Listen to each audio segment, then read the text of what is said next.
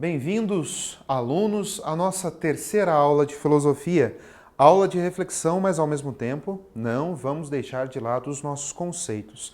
Eu sou o professor Alex e nós vamos destinar mais esse encontro a refletirmos a filosofia de Platão. Afinal, Platão é um filósofo riquíssimo em sentido de teoria, em sentido de conceito, vai influenciar fortemente a cultura ocidental. Inclusive na Idade Média, ele vai aparecer bastante, fortalecendo aí o desenvolvimento e o apreço do cristianismo por ele. Então convém que a gente possa refleti-lo de modo mais adequado e entendê-lo. Bem, na nossa última aula a gente acabou conversando um pouco mais sobre como se forma o conhecimento e como se acessar essa verdade. A gente falava do mundo sensível, do mundo inteligível, do mundo das ideias, a alegoria da caverna, o sair das sombras. No dia de hoje a gente vai falar um pouco sobre a dimensão da justiça social em Platão.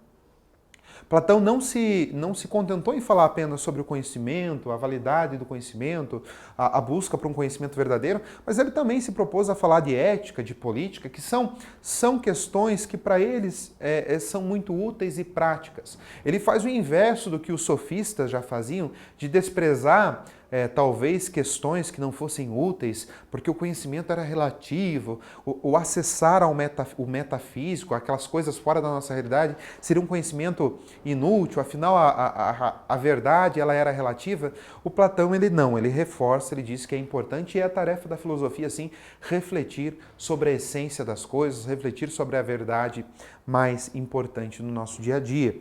E a dimensão social, a dimensão de justiça, a concepção de sociedade por Platão, então, engloba dentro dessa perspectiva aí ética e política.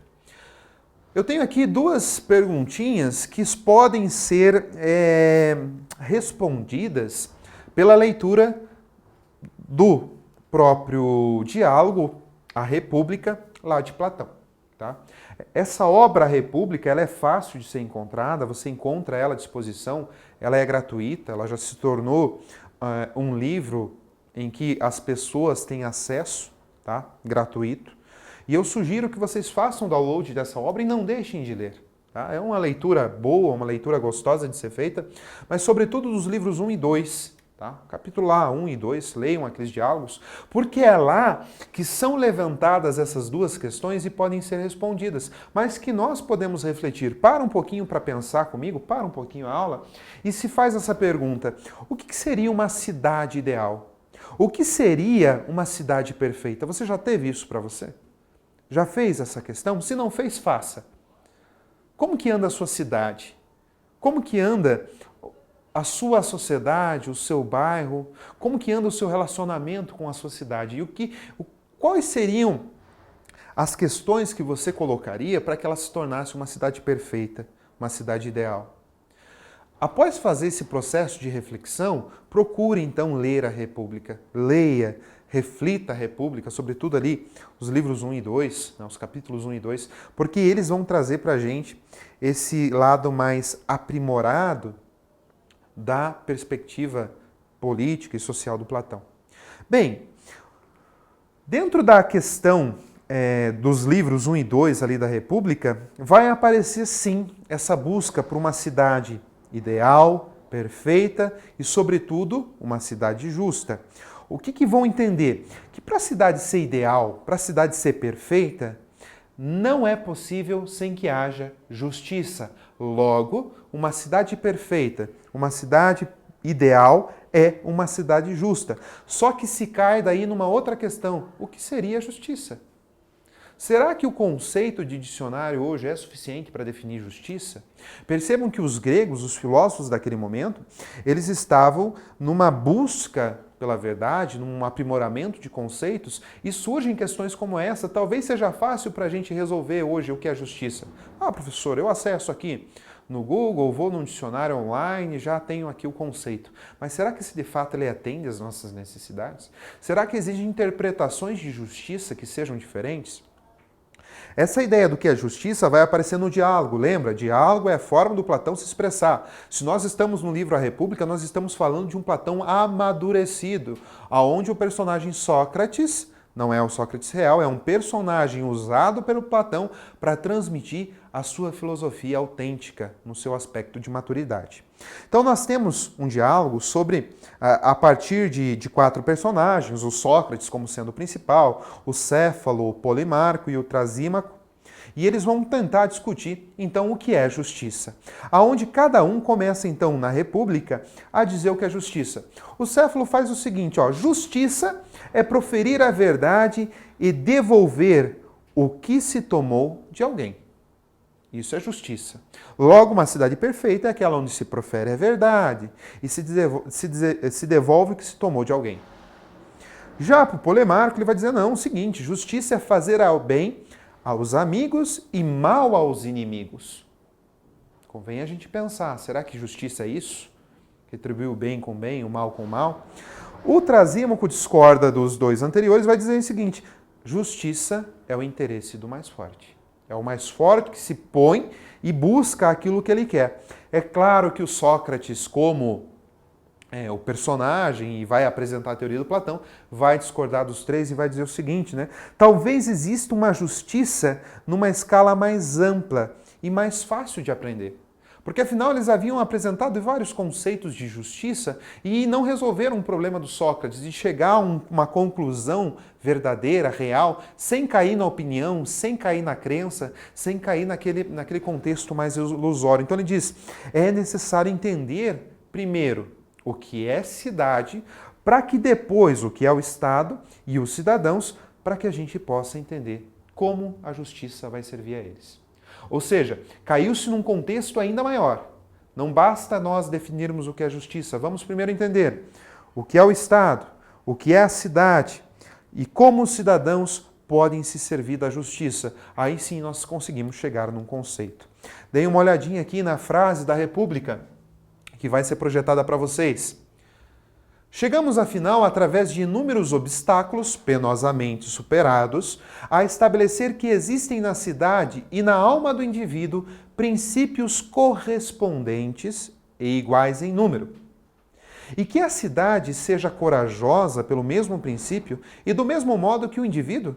Enfim, que tudo o que diz respeito à virtude se encontre igualmente numa e no outro.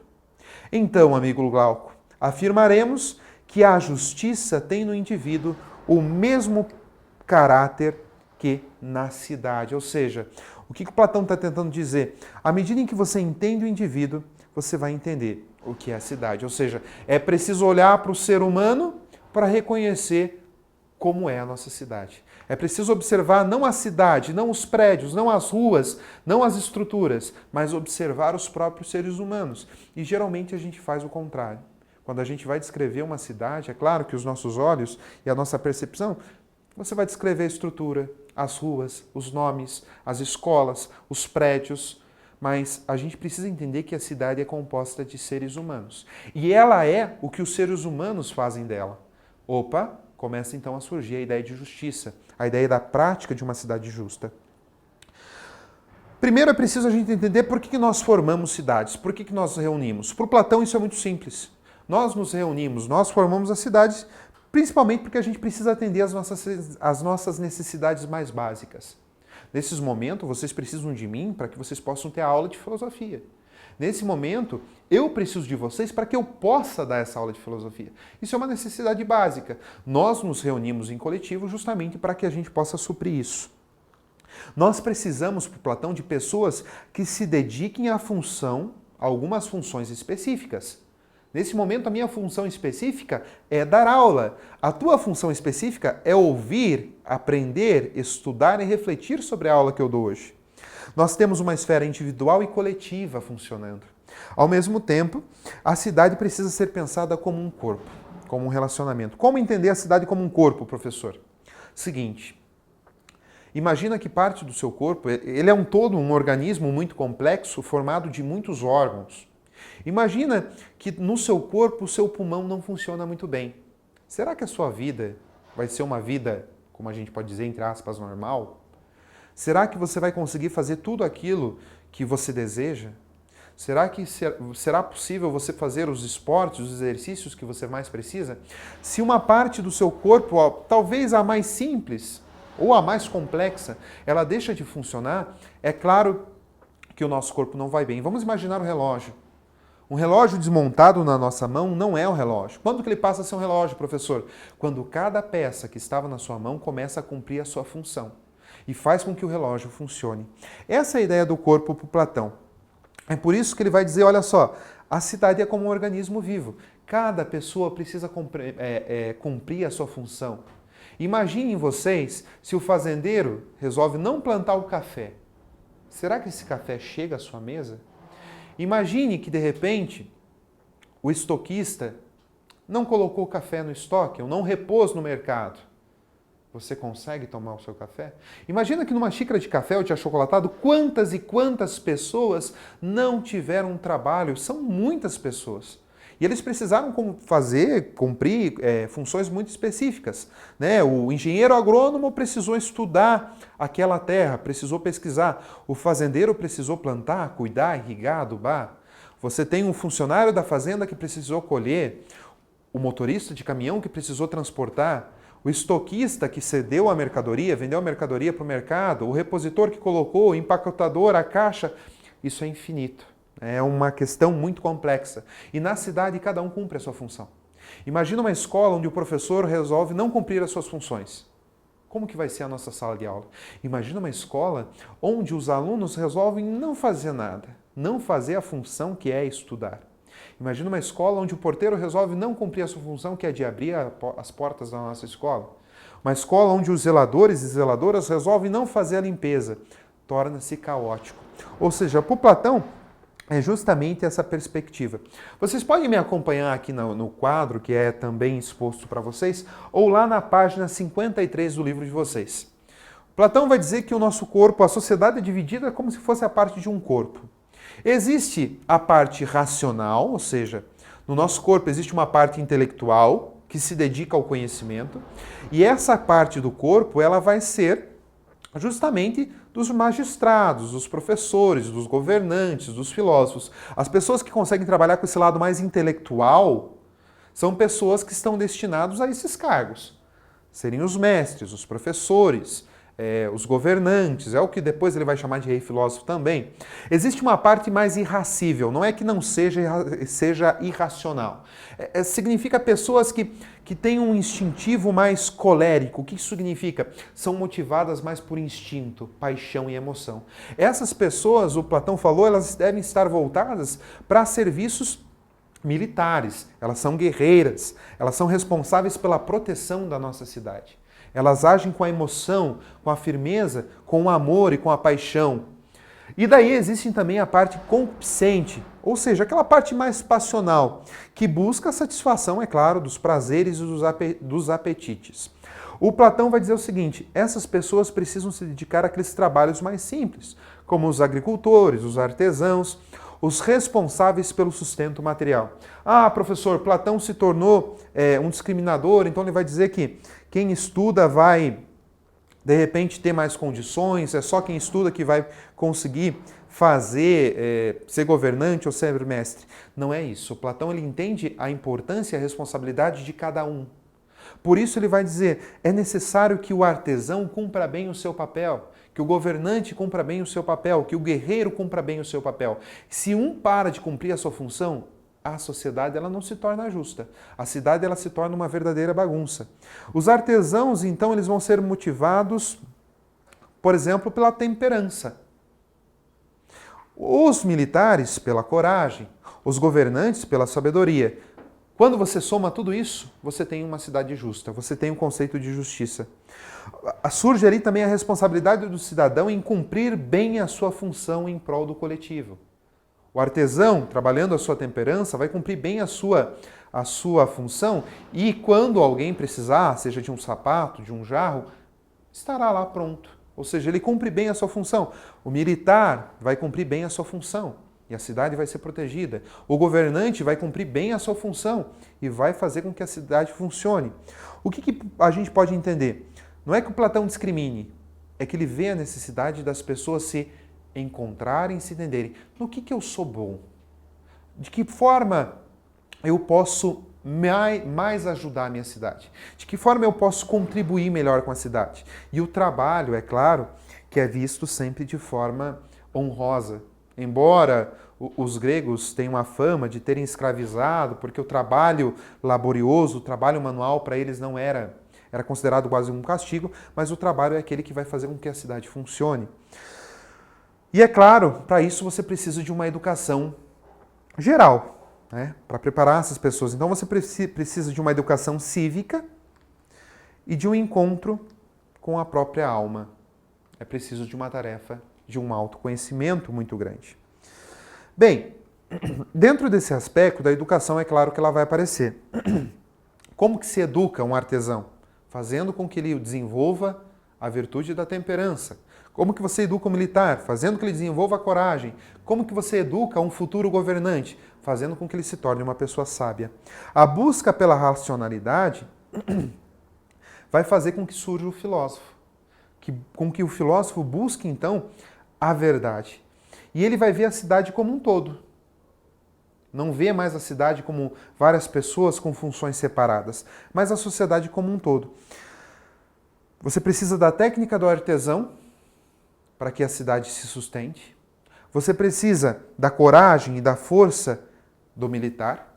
E você precisa da sabedoria do governante. O filósofo é aquele que tem mais capacidade para administrar a cidade. Por quê? Ele não vê a sociedade só como algo separado. Ele vê a sociedade como um todo. E ele traz junto de si todos os aspectos que existem nas outras classes. Ele traz a temperança, ele traz a coragem. Então, preparar a alma para a entrada no mundo das ideias, ela é uma necessidade para aquelas pessoas que buscam governar, que buscam ser filósofos. Aí vai aparecer, é claro, na Grécia, as matérias como a ginástica, a música, a matemática, a literatura, a poesia e dialética, no trabalho como educação desses futuros governantes, desses futuros filósofos. Eles precisam trabalhar com o corpo, ginástica. Eles precisam desenvolver a parte mais emocional, a música, a parte mais racional, com a matemática, a literatura, a poesia e assim por diante. Ou seja, esse cuidado que se tem, ele é importante. Vamos refletir, para finalizarmos a nossa aula, como você tem se preparado para auxiliar a sua polis, a sua cidade. O que até o momento você fez? De que forma até o momento você se preparou para que você possa contribuir com a sua cidade? No que você é bom? E a segunda questão, como você tem cumprido a sua função para alcançar a justiça? Vou reduzir um pouco. Como você tem cumprido a sua função na sala de aula? Como você tem cumprido a sua função nesses dias em que você me assiste? Você tem feito as tarefas, tem se esforçado, tem acompanhado toda a aula. E vou deixar para vocês também a atividade de casa, as atividades complementares da página 60. Atividade 1, atividade 2, 3 e 4. Galerinha, eu agradeço a vocês e até a nossa próxima aula.